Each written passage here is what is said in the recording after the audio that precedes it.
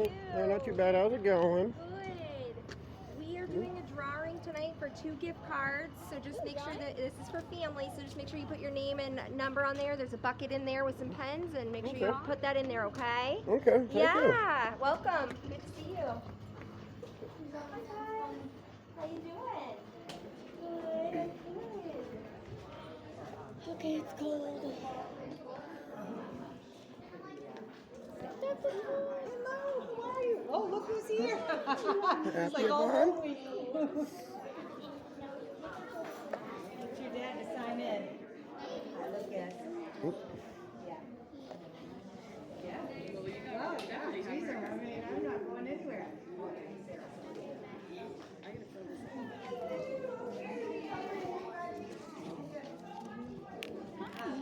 Good. How are you? Did you have a good summer? I did. My daughter got married, so It's cold in here. so it is kind of cold in here. So now I'm like quickly changing, getting ready for school. Yeah. Did she just get married? She in the beginning of August, so it wasn't. Okay. But she We then gotta- she so that took a couple days. I think you So got I'm like paper. well behind where I normally would be. But, Oh, you want to sit? Wednesday.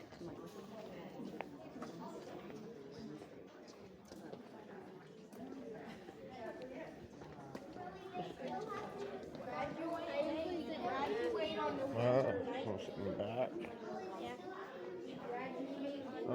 Technically, this is my front. Whatever.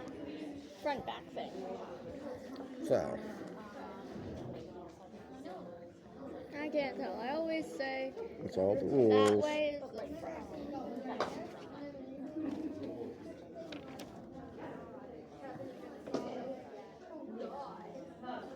I had a rock in between my toes. It felt weird. What are the rules? What are the rules? I'm reading them all right now.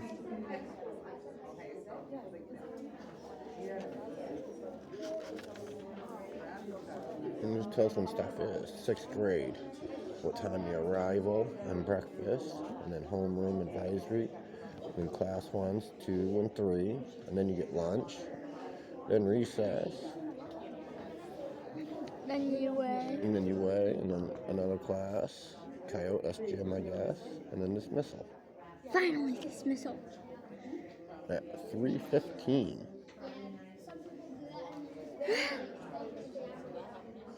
I hate time. Band rotation is Monday's band in the mornings. Symphonic band, it's Wednesday, 6th grade band and mentors. So you would do it Wednesday if you did band. I don't want to do band. State testing, and you gotta do your tests. No!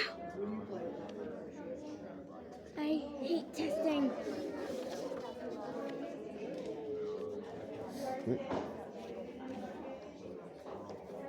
Something you gotta wear each day, like September 27th, it's Better Together Day. You wear green and white. Green and white. Yeah. Then October 25th, which is when we start school. No, we start before October, way before October 25th. We start September 3rd. October 25th is traditional attire to show your recognition for your culture or background. Because my brain got confused. Gratitude Day is November 19th. You wear a message of gratitude or thanks. And then you got Sparkle Day, December 20th. Wear bright colors, neon, or sparkly outfits. I know who does that every day. Then you got Hope Day in January. Wear the color green to symbolize hope and positivity. And show your love. Wear shades or patterns of pink or red.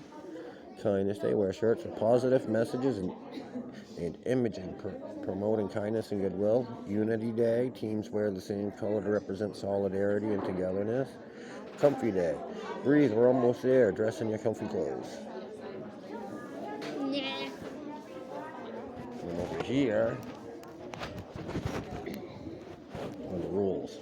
Be courteous to fellow students, staff, and visitors. Respect the rights and privileges of other students and school staff. Obey all board policies and school rules governing student conduct. Follow directions from school staff. Cooperate with staff in maintaining school safety, order, and discipline. Attend school every day. Meet school standards for grooming and dress. Respect the property of others in school property. Refrain from cheating or plagiarizing the work of others. Refrain from vulgarity, profanity, and obscenity. I'm insane. Oh, yeah. Hi, Dylan. How you doing, buddy? I hug you, but I hear you. How you doing? Sorry, yeah. Let me see your arm there. That looks better. Yeah. That one is, yeah, that one is kind of, yeah.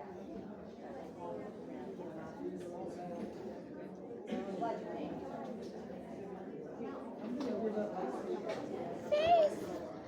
I found face! Face! Hi. Get over here, miss. It will be ready. We'll have a place to go to the bathroom.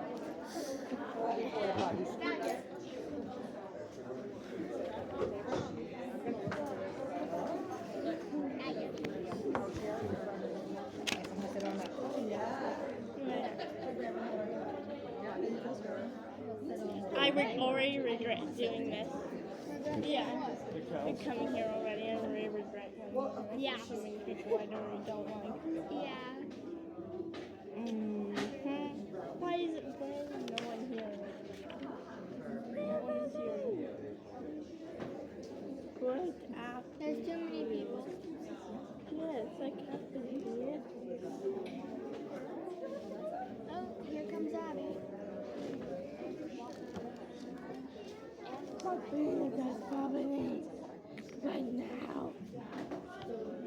I don't want to be here, and we walked here while it was thundering. I know, right? So we get to walk back when it's thundering. Have fun. Yeah, I'm gonna be a runner. I'm a track star in a I second know, here. right? Good luck, girl. At least I do track, right? You're gonna need to run fast if you want to get home. It's not gonna get too wet. You're gonna have to run. I'm gonna be running through the fields. No, this is the best option. I hope you don't have to run. But you can take your time. I guess that's my gosh, oh my. Wait, that's on my head. Fine. I think we'll be fine. I know, that's what I'm doing. I'm looking through here. Yeah, I know, right? I don't even care who I see. I'm just looking on who comes through the door next. It's gonna be so full.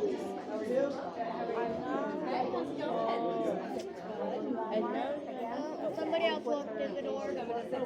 Oh man, Yep. And another person's coming through the door. I'm trying to see Sophia. I hate Rocky. And I no clue. Oh, Lucy came through. Oh God. Not happy about that one right there. Okay. Who else is coming? Yay, she's all go that way. Haha. Don't have to deal with Lucy today.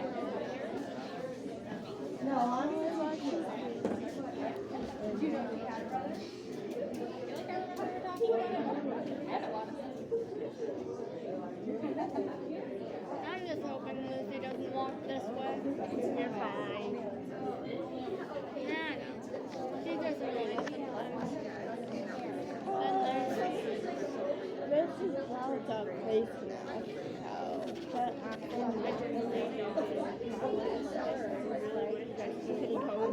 so I hope you just scared me. Yes, I am. Right, just ask them. Because I am. Then, yep, Ben came to the door.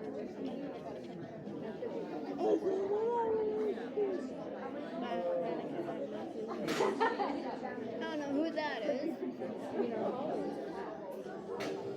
We're just gonna keep watching.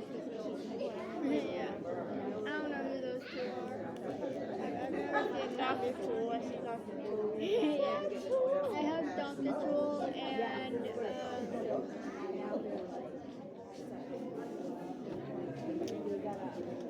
How did I already get her name? This is my 100th time being in here. It's not made that right.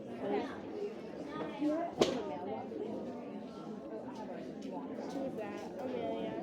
I don't know how I already forgot one of our teachers' names. Oh, don't worry, I only know two. It's not Mrs. Miller. Mrs. Zero. I saw Mrs. Zero and Dr. Tool. Okay, so we're in our new staff, which is 117. The one that's right next to the Not like washing. My camera set. Oh, Winter! Hey, Mr. Rand! Mr. Rand! Mr. Rand!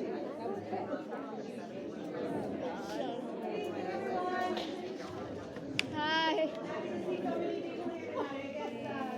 Messaging and all those blasts on Facebook really seem to help people get here tonight. I think it's really important that we get together and kind of set this tone for this school year. Miss Marvin is going around here, assistant principal. If you don't know who I am, I'm Dr. Tool. I was at Old Town Elementary. It was such a great group. Last year I just said, I'm just going to I don't think I would have gone with too many groups of kids, so I'm excited to travel up to the middle school. We've done a lot of work this summer to get ready for you. So I'm excited to be here and open up the school year. There's a lot we want to go through in our handbook. But we also know you want to get to the class, so I'm going to really try to keep this to from 5:30 to 6.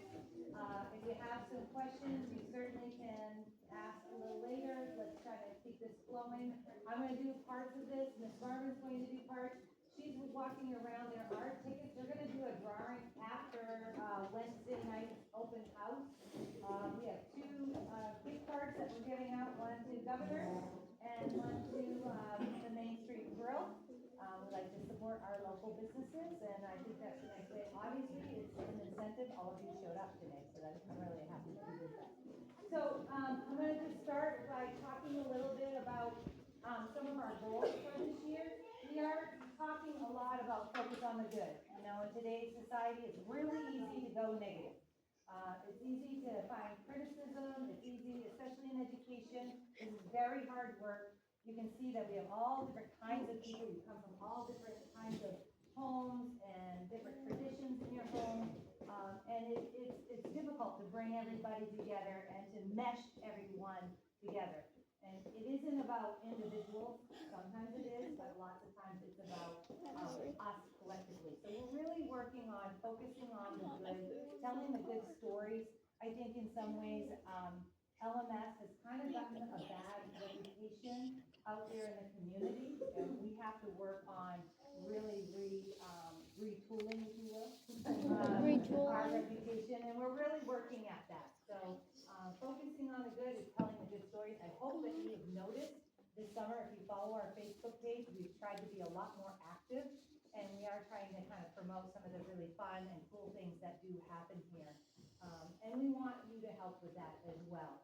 You know, like I said, going negative is really easy, and especially at the beginning of the year, it's very easy to be positive. Woo, I'm so happy to get to school. And then about a month into it, you know, sometimes we get back into our old habits. So we're going to really work on focusing on positive storylines. We really would like you to do that. That hashtag focus on the good is something that we're going to really ask you to help us with. We know that that's not an easy task, especially when things are difficult or when things are challenging or when maybe we might be in conflict. But we're all here for the same reason. We're all here to help and support each other. You know, middle school is a hard age for kids, and it isn't an easy age for us to deal with either. So we know that you're sometimes having trouble at home, just like we're maybe having some little difficulties here at school. But if we all stay positive, we stay consistent, we send those consistent messages within our school, I think we'll do really well this school year. So I know this group especially thrives on consistency, and you know,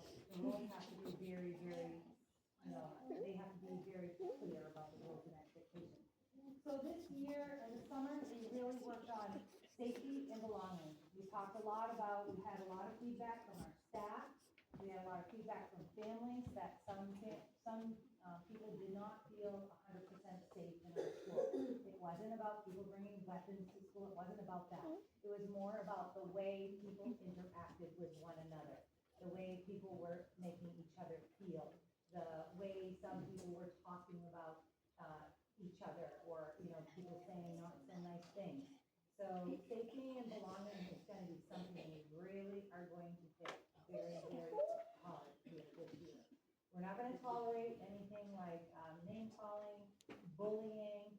We have a no tolerance for anything that is any kind of civil rights violation. We'll talk a lot about that tonight too. So you are all very clear about the expectations in this school. We want a safe place for everyone. The most important thing is kids feel safe to come to school, to take risks, and to feel that they can ask for help and to support one another, and that they feel like they can ask any of the adults in their lives to, for help. So that is really key. It's very important to me. Ms. Marvin and I know all the staff, they want the same thing. Who wants to work in an environment that is healthy? So we're really going to hammer that this year. That's going to be very, very important, especially in the 6th grade as you transition from work hard and be kind. Those lessons don't really go away. We don't want you to not work hard and to not be kind. We just want you to kind of continue with that kind of theme. So, really, if kids are not feeling safe, then obviously that affects the way they are, they're learning. If they don't feel safe in the school, then they won't feel like they can take risks. They won't feel like they want to come to school. So those are really important to us. So it's really important that we realize we're going to talk to our kids about, this really all starts with you. I'm going to talk to students this year about respect starts with them. I am a firm believer in that you have to respect yourself first. You have to, I think bullies usually are people who do not respect themselves. And they always have some sort of chip or some sort of inner issue that they don't feel so great about them, so they're gonna turn to someone else and start picking on someone else. So I always say, start with you. And as my mom would say, you need to be good with you, and then don't worry about somebody else. And I think that's very important. So making sure you say, respect yourself.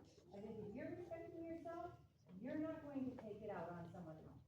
I think it's important that you respect others here, you respect the staff and school environment. I want to say that last year when I interviewed just about every staff member in the school, and we had kids that were saying some really disrespectful things to the adults.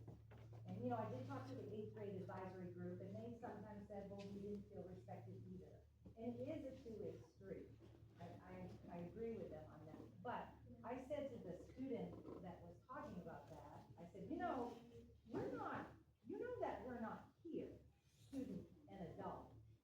I do think I want to make sure I point that out to you, that we're not on even playing ground. That's not the way it is. I am up here. And the adults are up here. And they are here. And I think that sometimes there's this misconception that kids think that they're equal, and they're not. I think that we're going to treat them fairly, we're going to be respectful to them, but they're not here. And I think sometimes that's a little bit of a misunderstanding with some kids today. They think that they can say anything to an adult, they can speak and say anything that they want, and they think that that's okay. And it isn't. So I just want to make sure it's really clear to you. I'm going to be always respectful to a student, but they need to know that I'm up here. I'm making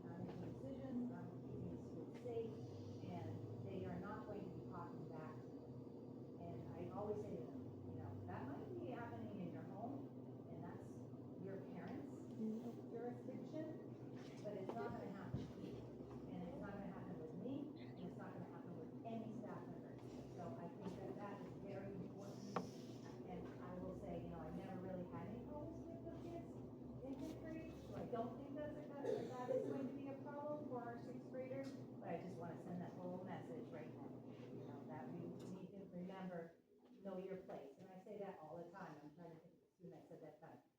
Time and a place. Know your place, know what's appropriate. So I think that's really important. So we talked a little bit about this. It's very wordy, and I'm sorry about this. This comes exactly from our policy on bullying, hazing, and harassment, discrimination, and bias-based bullying. And this talks a lot about, you know, the way, what is bullying, it defines bullying, and what is our expectations for students. But I want to specifically go into reporting this, because I think that we've kind of done some different things in the district, and I want this to be pretty clear for families. You are going to see that there's going to be a QR code. So if you call me and you report a bullying situation, I'm going to listen to you, but I'm also going to shoot you a survey. This survey tells you, you know, has you write out what is happening with this child, and it helps to document that process. And I think that's very important.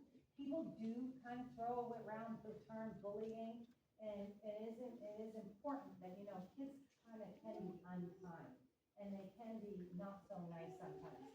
Bullying usually happens where it's sustained, it's against the student, it's continuing to be, you know, directed at the student, it's impacting their learning, they don't want to come to school.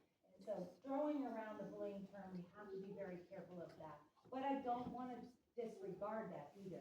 So there is going to be a QR code that's going to be posted, and it's going to be a survey that you would get sent to your email, and then you would write out all of the information for us, and then we would do an investigation. And that's something that we're going to work on district-wide.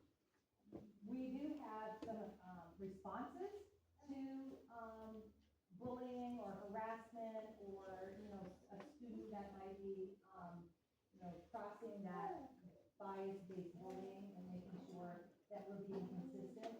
A first offense would be just education, like, hey, no, that's not happening, here's why. This is why that was offensive, this is a student's race, this is a student's, this is a family's, composition. We don't talk like that here. So it would be a matter of kind of pointing some of that out for the student, because maybe they don't know, you know, and we don't want to assume that they do know. So that would be kind of a first offense. They might be serving a detention for something like that, and it would be very clear that you'd always get notified though as a parent. You know, I think that's very important, you know, that you are in the loop. A second offense would be you're notified, the administration and the student would consult with the school resource officer, and the student would serve an in-school suspension. So we go pretty light to pretty severe. I think that's very important that you realize. This is why I think it's important that you know that this is kind of a zero tolerance, you know, thing here at our school. Third offense, family is going to be notified, and then for a meeting with family would occur, and then we would talk, talking how a meeting, and then they would serve out of school suspension. If these offenses continue, then that could be a recommendation for expulsion. Expulsion means you don't go to the school anymore, and we don't want it to come to that. So, you know, I always say, you know, the old adage, you know, you don't have to say everything that comes into your head. You know, be careful what you say, filter your words. You do not have to say everything that comes across your mind. You need to remember that, you know, someone could be offended by some of the things that you're saying. So,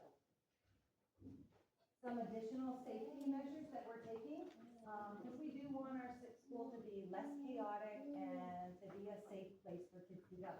So we are putting together e-hall pass. E-hall pass was here last year, but basically there's a kiosk in every room. A student needs to go down to, let's say, see the nurse. They would get an e-hall pass. They would sign out electronically. It would go to the nurse. The nurse would accept it, and then they'd have permission to go to the nurse. The nurse would see that student. They would create, a hall pass to send them back, and that way the students would be tracked from place to place. We feel that that's really important. We want to know where our kids are in the building. We do not want them just wandering around. We want them to go. They should be in class. If they're not in class, we should know where they are. So the e-hall pass is going to be instituted pretty strictly across the board. It's got to be consistent, or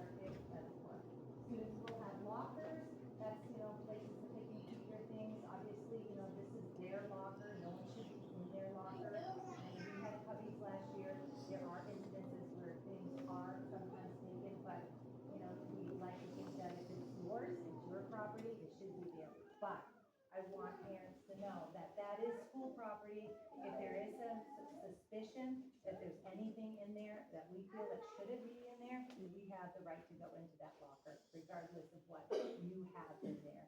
That is school property, we can search that at any time. District devices and technology use, we have some information on that. We do have cameras throughout our whole school, very accurate. You know, we had vandalism this summer where a student was caught outside of our school and they threw a rock right at our brand new basketball court, basketball backboard, and it was very easy to see who that student was. It was very easy to have the police track that, and that student had to pay restitution. So those cameras do help with school property. We are going to have several safety drills. You know, I think that's important to practice. And we don't want to over-practice, but we do need to make sure kids know how to get in and out of this building in a safe and orderly and quiet way. I think that was one of the things that staff they were concerned about last year, that did not feel like kids knew how to do that in a safe and orderly manner. And then if you want to visit or you volunteer in our school, you always would report to our main office. You sign in, there is a form that you have to sign and fill out in order to be a volunteer in our school, but I encourage you to do that. The kids that have parents that are involved in the school are the kids that usually are the most successful, so that gives you a little incentive. And I just wanted to point out that all these page numbers correspond to the handbook, and we'll be reviewing this handbook with students as well when they come back to school. But just if you're following along and able to flip back and forth. So one of our other big goals for this year is about consistency and consistency among students, among staff, and amongst families, and then between those as well. And so making sure that we are all on the same page. It is trauma-informed to provide predictability for students. We all thrive in structure. And so we worked really hard this summer to make sure that our practices are consistent, and that what we're holding teachers accountable to and students accountable to is also consistent. Can you all hear me okay in the back as well? So in the handbook, it outlines some of our procedures, some of those expectations for students. We have a very similar mirrored handbook for our staff. And so arrival procedures for students here. Our cafeteria doors will be open at 7:45. You can drop students off earlier than that. They will have supervision as early as I believe 7:15. It's usually a morning socialization time, recess time, but we will start serving breakfast in the cafeteria at 7:45. That doesn't mean you have to be here at 7:45. It'll kind of be a rolling in, you know, if you get here at 8, you can have breakfast. It is going to be served up until 8:30, okay? So those cafeteria doors, we're really going to encourage students when they get here, come in, grab your breakfast, eat, then go out to socialize. As long as the weather is permitting, we're outside. It's a great time to be outside, get some fresh air.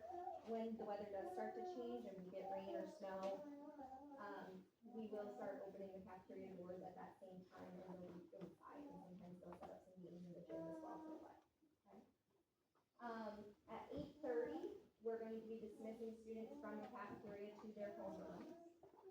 If you arrive later than 8:30, you're going to need to go into that main entrance door over there. So if you are here anytime before 8:30, this is your entrance, right? You're dropping your kiddo off over on the car, they're playing, they're getting their breakfast. This is where our buses drop students off as well. You'll notice we're going to be painting some lines along here so you know where to drive. I would just caution you to be careful in the driveway. We do have students that sometimes are not as mindful as we would like them to be walking back and forth. After 8:30, when these doors are shut, you have to go into the main entrance over there. If a student arrives after 8:35, they are considered tardy.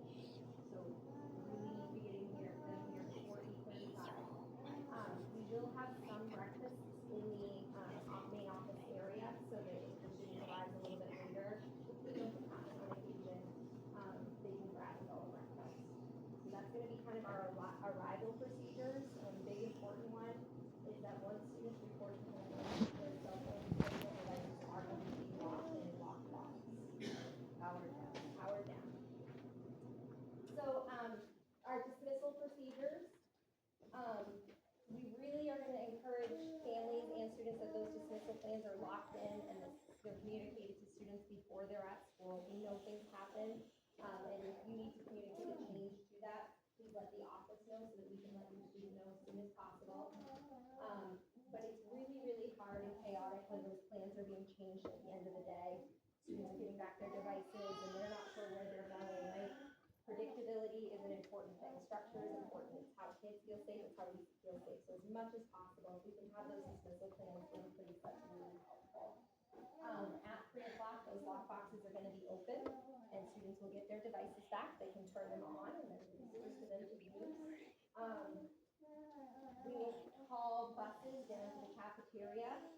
We usually call them in a wave, so there'll be a few different dismissals for buses.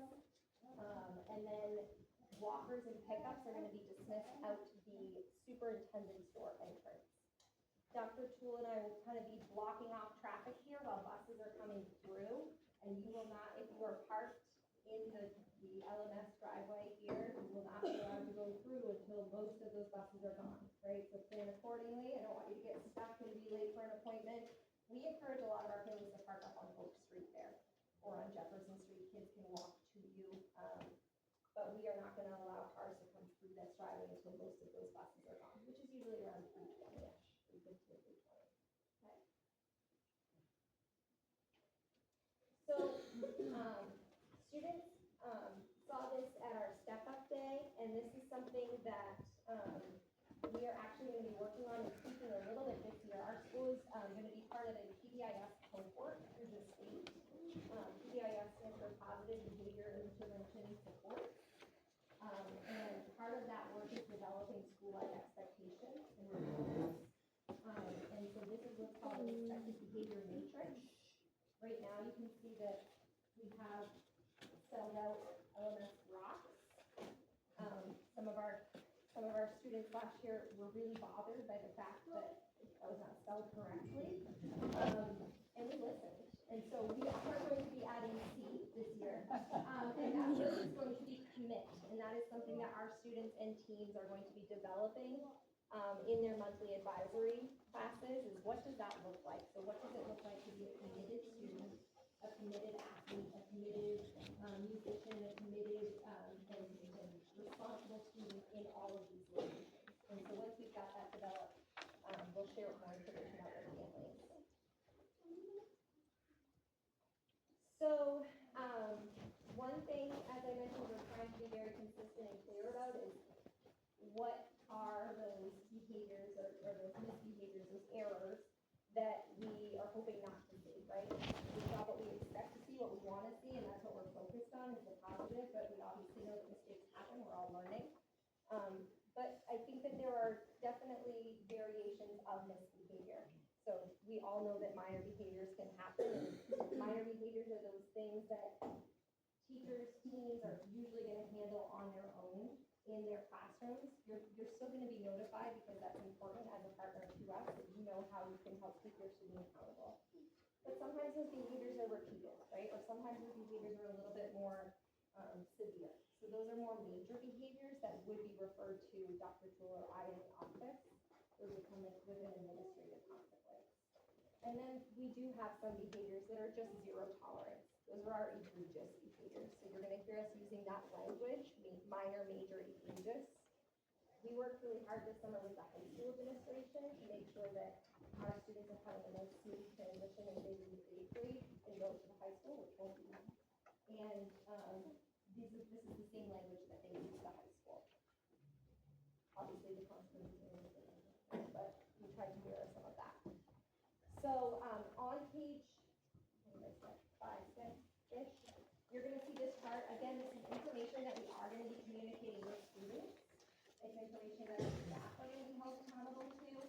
But you can kind of see the examples here and the differences between minor behaviors and what we might consider a major behavior. And so, for example, aggression or physical contact, right?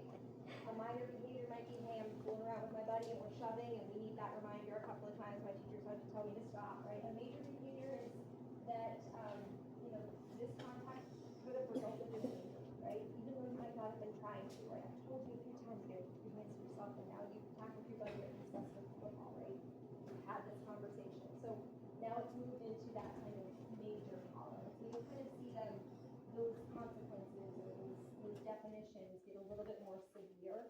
we move from minor to major, okay? And so sometimes, a teacher or team might be handling those more minor behaviors, and sometimes some of the major behaviors.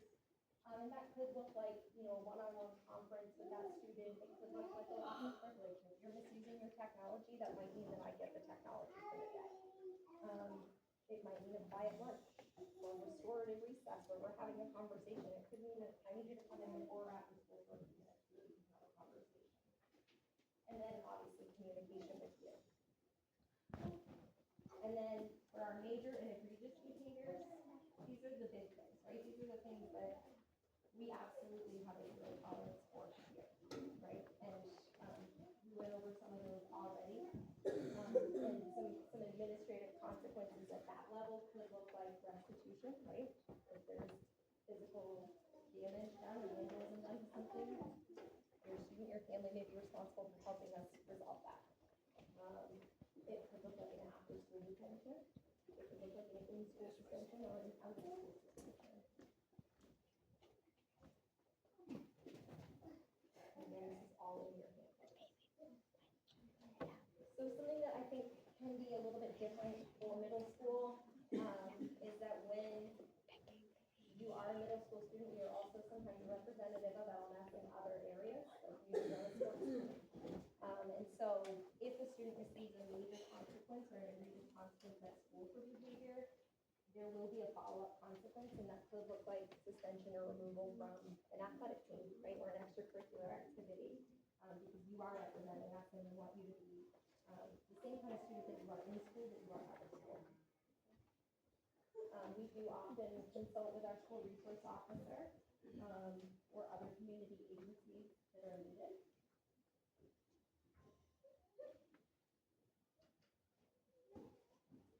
And so you probably, I heard some little shocking noises when we mentioned this at first, but there is a pretty big national movement going on around the effects of cell phone use for students and adolescents specifically, which is this age range.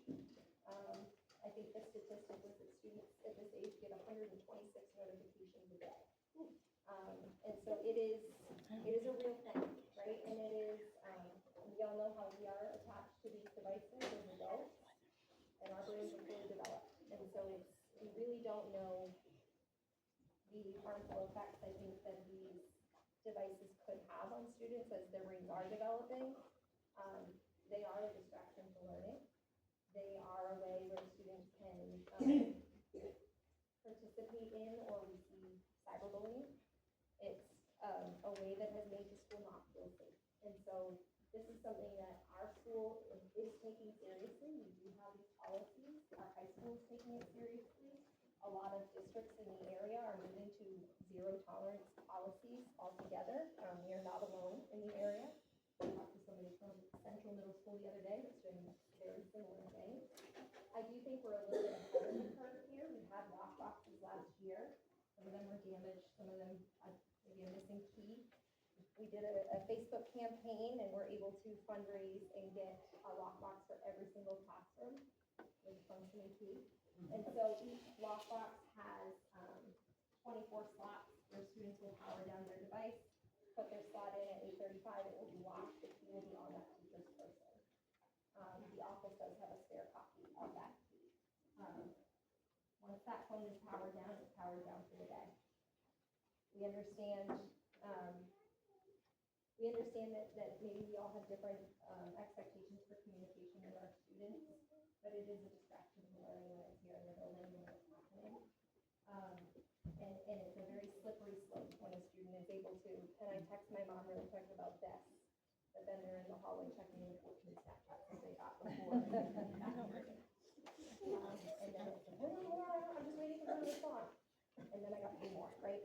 It really is a slippery slope. It's also a slippery slope when one teacher allows it and one doesn't, right?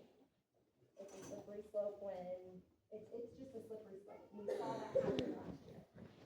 And so something we're really trying to be consistent about this year is that once that phone is away today, you are always welcome to call the office, email a teacher.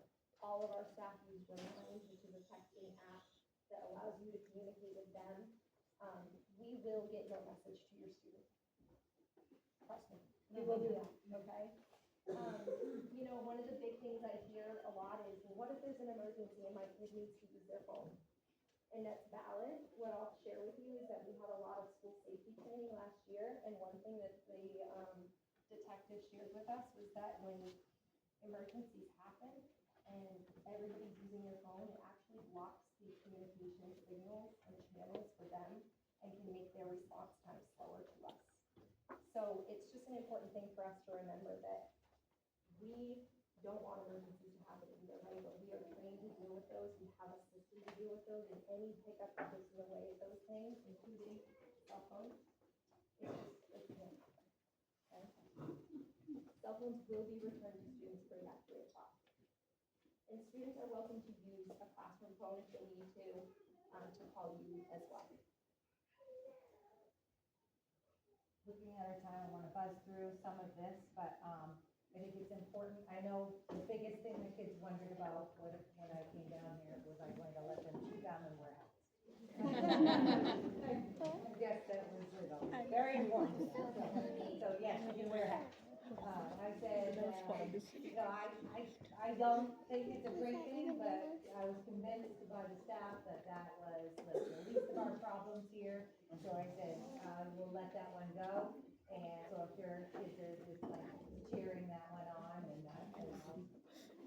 I'll find pieces of it myself. But I did say, you know, as long as they're being appropriate in the school, appropriate with each other, appropriate in the classroom, I'd rather them be respectful with their hat on than disrespectful with their hat off. So I think that I swallowed that pill. Just the dress code real quickly, just no inappropriate pictures or words or advertisement on their shirts or on their hats. Keeping any private parts hidden, belly shouldn't be exposed, we shouldn't see anything like that. If they're wearing a shirt, it has to have, you know, some kind of straps on it, it can't be like a tube top or anything like that. And students, they can wear hoods and hats, but they have to be, we have to be able to see their ears, they can't have any kind of, you know, earbuds in at any time. So that's the down and dirty of it. Pretty simple stuff, right?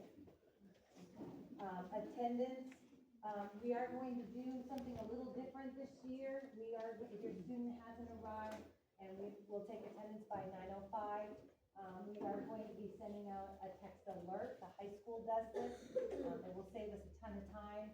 If your student isn't here by 9:05, you will get an alert saying your student hasn't arrived or hasn't been attended for, and it will be a text message sent out by 9 o'clock, 9:05. The first couple of weeks, we are not going to do that because we want to get our system, you know, up and going. So we probably won't start that until 2 weeks into school. But if you get a text alert and you haven't called your student in, you want to know where he or she is. We are going to take absenteeism very seriously. It's very important. If they're not here, it does affect the students, it affects the classroom, it affects their work, it affects the teacher trying to catch them up. So it's very important, and we are going to keep track of that. Truancy, there's a lot of students that sometimes just don't come to school. And it is a law that we have to keep them, you know, it has to be 5 consecutive days or 7 total unexcused absence, and then you are through it, and it is the law. So if we are dripping on you as a parent and you think that we're being harsh, it's really out of our hands. It's the law, we have to follow the law. You know, we do have PCHD in our school district. We have Val Scanlon here today from representing PCHD. If you aren't familiar with that, that is our school-based health clinic. Anyone in RSU 34 can access that. They are wonderful to work with. If you're sick, you can call up, get an appointment right away. They are wonderful. They will write you a script right there. They'll call your script in. They'll do a follow-up. There's no waiting, and it is amazing. So it's just a benefit of being part of RSU 34. It is located at the elementary school, so certainly you do have to enroll in that, but you do not have to be a PCHC member. You can have other health, you know, go to other health clinics. As we talked about, lunch and breakfast are free. It is important, you know, we do base a lot of our numbers and our income on enrollment and access to the free and reduced lunch program. So we are going to be saying to students, maybe you're not gonna eat your breakfast now, take a breakfast, have it for snack. If you're not gonna eat the snack, or you're not gonna have your breakfast, take the breakfast, and we're gonna have some snack tables out for students, so that the food doesn't go to waste, but it does count for our numbers, so that really is important. LMS is a peanut aware, so you have to be aware that we have students that have peanut allergies, and we usually have a place in the lunchroom that is peanut free. So, we are gonna be working a lot this year on looking at our curriculum, but we have spent some time on developing schedules, and Ms. Abby is going to go over that for us, and let us kind of do the highlights for them and let them know what are some changes. So I'm just gonna focus on the sixth grade right now, where we are talking about the this time. At 8:35, we are going to be starting our homeroom advisory time. This is going to be a daily half-an-hour block for students. I'm gonna talk more about that in a minute. Students will have four instructional blocks, which will be their math, ELA, social studies, and science. Students have a 20-minute lunch and a 20-minute recess. We found last year, successful recess in all of the lunch. We have some students who are finished eating in 10 minutes and they're on the left away, so I want to give them 10 more minutes of playing with their friends. So we will have someone that's in here when the students finish, when they get back, when they're ready to go out with them. And if they need the whole 20 minutes, they need the whole 20 minutes. Students will have a unified arts class every day. We will talk about that in a little bit. And then each day, grade levels have 45 minutes of coyote time. So let me break down quickly what those look like for instruction in your math, science, social studies, ELA, UA's unified arts. Students have PE, band, art, STEM, world language. Sixth graders have library.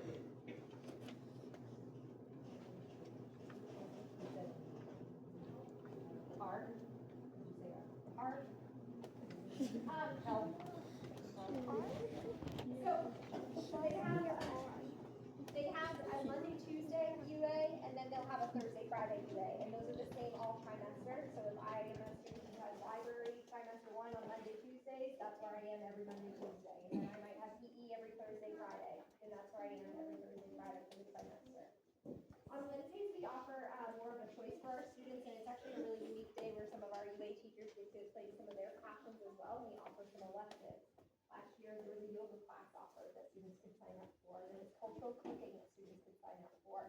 This year, we have some game show trivia sign up for students. So I'm really excited about that. Students will be able to fill out a form and sign up at the beginning of each trimester, and that's what they're scheduled for. That advisory time, that 30 minutes first thing in the morning is going to be themed monthly as a school. And so our theme for September is building a connected community better together. It comes kind of from our Riverfest theme.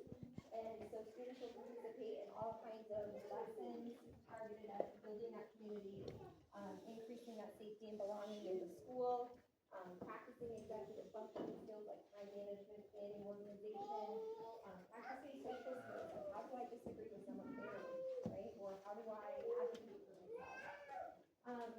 And then in their 45 minutes of coyote on Thursday, that is where students would access academic support. So that's where if a student requires math lab or literacy lab, if a student has chapter 104 services, if this is where our guidance staff would go in and teach health lessons, guidance lessons. This is when some of our grade levels will access the library time. And any days that are not used for those lessons would be used in more of a structured study hall where teachers would be able to support kids with their homework. Homework is going to be Monday through Thursday. No homework is due on Friday. And the goal here is that students are spending more than 30 minutes on homework in total.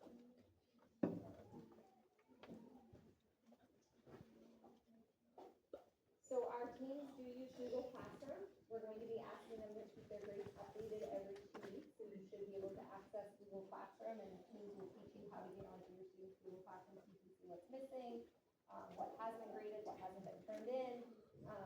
And then mid-trimester, you'll receive a progress report, which is meant to be a snapshot. So just kind of where is my student at the midway point, academically, social, emotionally, behaviorally, attendance-wise.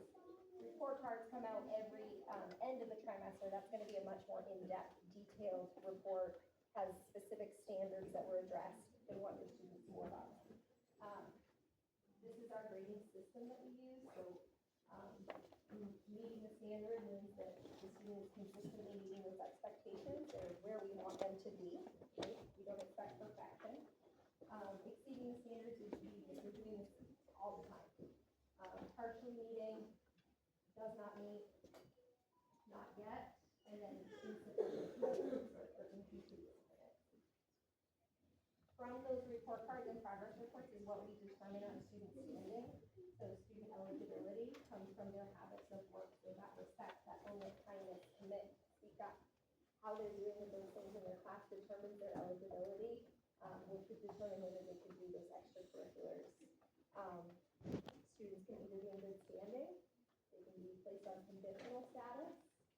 Conditional status is kind of like a monitor, right? Like there's something going on here, either behaviorally or academically, that we want to make sure we're supporting that student in meeting those goals, and they will have support from the school. And if a student is not making that progress with that support in place, they would be put on probationary status, which would mean that they could not participate in those extracurriculars. So more about that is in the handbook if you need to look at it there. We're gonna wrap it up. One of the things that we are going to do a lot this year is reflect about what we've done. We've had a great summer. We've worked really hard to open up the building and get this ready for you as students and our staff. So we've spent a lot of time reflecting already. But one of the things that we're going to be asking our families to do is to give us feedback along the way. We have developed a survey from tonight, and we want to make sure you realize how important it is. We will not be successful if we do not have your support. It is 100% needed in order for us to do good work here. And no school is great unless the parents are behind you. So your feedback, your information, critical feedback is important. We can take it, even if we're not on the same page. I say this all the time to parents. I can go behind a closed door with you, and we can completely disagree, and we can hammer this out, and we can figure whatever we're going to do with your child. In the end, we need to open up that door and be on the same page, and we cannot not be on the same page. In the end, we have to make sure that you and I are dead on and a team. One thing I do know about middle school students, they are going to try to divide us. It's true. And they probably do that between mom and dad, mom and dad, and cousin, and whoever they can do that to. That is the thing that they do the most of. They're very most. And so you and I, and Miss Marvin, and all the teachers, we can never be divided, ever. That is like the kiss of death. And so I will encourage you always, even if you disagree with me, that's fine. Come behind the closed doors, we can take the gloves off, we can say what we need to say. But in the end, when we walk out, we have to be a united front because they will smell that we're not quite on the same page. So you cannot say at the dinner table, that's not the tool, she doesn't know what she's doing. You don't say that, and I will never say that about you. So one of the things that we're asking you get involved in our school in any way you can. Come to our PPC meetings, we're going to try to revive those. We do need a lot of help here. We need to make this a great school for your kids. We need to make this a great experience. We need them to feel like this is the best place that they want to be. So joining the PPC, which is going to happen on the fourth Wednesday of every month. Mary Horton already said we could meet at OBC. I find that a great place to go. But volunteer, really check in on your students' progress. Don't just, take their word for it, because they're going to tell you everything's fine. It might not be. They're not going to tell you the truth. Share the positive experiences. Do not be a Facebook person that posts bad things about our school. You can if you want to, but please tell me first. Give us that, chance to either we don't need that, you know, and no one really appreciates that. So if there is something that's happened and you're, you know, you're outraged by something, so outraged that you put your fingers on the keyboard and you send that out to cyberspace, because that's never coming back. Please take the time to contact either me or Miss Marvin or the custom teacher or whoever it is, to sort of at least give us a chance to explain or tell our side of the story. If then you really still think you need that public, you know, recognition of whatever that is, then so be it, but at least give us that chance. But also, if you're gonna do that, share a positive story, you know, share a positive story up there. So this, if you take your phone right now and you scan this would be the first attempt at getting some feedback for us about what is it that you still need to know, that maybe you haven't know, you didn't get answers to tonight, that you need before you get, you send your kid to school here on Tuesday. And have your phones out. You can, yeah. A couple of things before we go and before you go to the classroom. So you know we're renovating the bathrooms. Those bathrooms probably will not be ready for the sixth graders on that first week, but we have the bathrooms here that they'll have access to. We have the bathrooms in the gym that they'll have access to, and we'll make sure that they have a place to go to the bathroom. So don't worry about that. It is really burnt up there. We did try our best to sort of clean it up a little bit, but the teachers have done a remarkable job getting ready for you tonight. So I want to make sure we introduce a few people that are here tonight. Mrs. Tweedy over here is our guidance counselor, so you know, she is a great resource for you. Nurse Vanessa is a new place, a new day. She's the first door to come in on the right-hand side. She's so excited. I don't think her should be here in this place. But, is there anyone else that would Mrs. Henry, our librarian in the back here. Ms. Overturf is our world language teacher. Language, stand right up, please. That'd be great. Mrs. Priest, our band person. Mrs. Barnes is our new sixth grade team member. I was gonna have them go with the teachers when they go, but I was just saying, is there anybody else? Mrs. Casey, our math lab teacher. extraordinary. So great to have so many staff that came. And then Mrs. Daigle is our sixth grade resource room teacher. Mrs. Stafford, another sixth grade homeroom teacher. Mrs. Miller, and then Miss Murph down there. Another sixth grade homeroom. Did we miss anybody? Leave that down. And then don't forget to do your ticket on the way out if you haven't done it already. Okay, so let's do this. How about if you're